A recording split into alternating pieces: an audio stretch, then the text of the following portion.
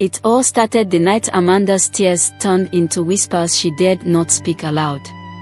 Amanda Chinedu sat in the corner of her small room, clutching her younger brother, Obi, as he slept peacefully, unaware of the storm raging in her heart. The two had been living with their Uncle Ikin and his wife, Ada, ever since their parents tragically died in a car accident 3 years ago. Uncle Ikin had promised the family he would take care of them, but no one knew the darkness that lurked within him. By day, Uncle Ikin was the respected elder in the village of Umidike. He was known for his booming laughter and wise advice during village meetings. By night, he became Amanda's worst nightmare. The first time it happened, Amanda was in shock. She had just turned 15, a girl on the verge of womanhood, and her world was already shattered. That night, while everyone slept, Uncle Ikin crept into her room. He placed a rough hand over her mouth and whispered threats that chilled her to the bone. "If you ever tell anyone," he hissed, his breath reeking of palm wine, "I kill you, Obi, and even my own wife. No one will believe you." Amanda froze. Fear wrapped around her like chains, and she could only nod. That night, her innocence was stolen. But it didn't end there, it became a routine. Night after night, she lived in silence, enduring the horror while pretending everything was normal during the day. Ada, Uncle Ikin's wife, was kind-hearted and often treated Amanda like her own daughter. But Amanda couldn't bring herself to tell Ada. What if Uncle Ikin carried out his threats? What if Ada didn't believe her? She felt trapped, like a bird in a cage with no escape.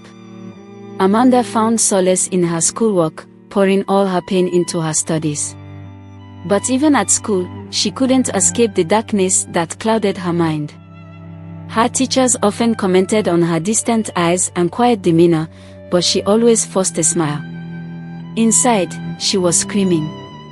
One evening, during a family meeting, Ada announced with pride, "Amanda has been such a blessing in this house. She helps with chores, takes care of Obi, and still excels in school. We're lucky to have her." Amanda's heart clenched as Uncle Ikin smirked from across the room. She wanted to scream, to tell everyone the truth, but fear kept her silent. Weeks turned into months, and Amanda grew weary of the pain. One fateful day, she met Nena, a teacher who had recently moved to the village. Nena was different, she had a way of making everyone feel safe.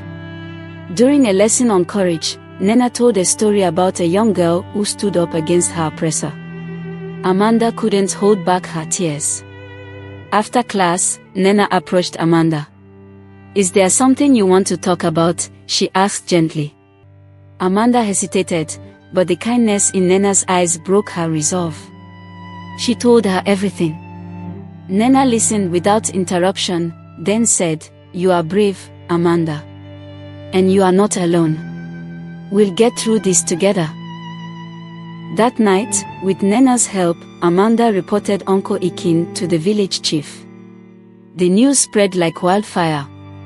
At first, people were hesitant to believe that the respected Uncle Ikin could commit such evil. But when Ada confronted him and found undeniable proof, the village turned against him.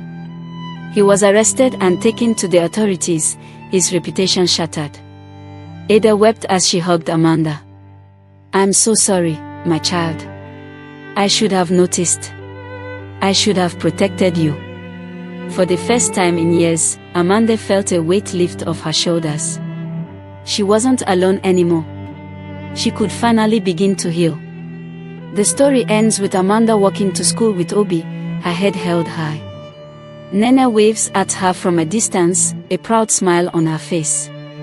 Amanda knows her journey isn't over, but she also knows she has the strength to face whatever comes next.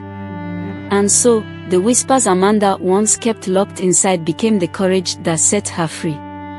What would you have done if you were in Amanda's shoes?